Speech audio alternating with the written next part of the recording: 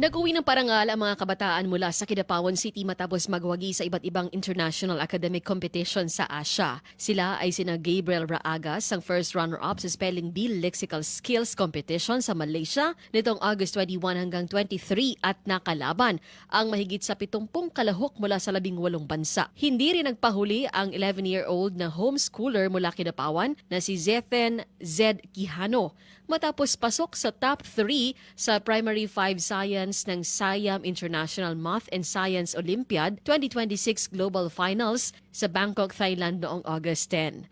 Bukod sa kanila, humakot din ng 10 medalya at 3 tropeyo ang 5 kinatawan ng isang tutorial hub sa Asian Champions League International Round 2026 sa Thailand.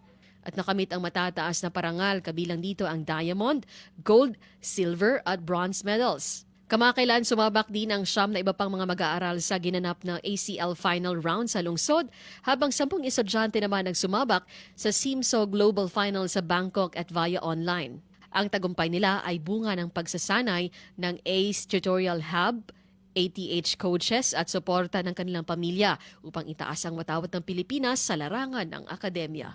Cherry May Tapia, NDBC Bida Balita.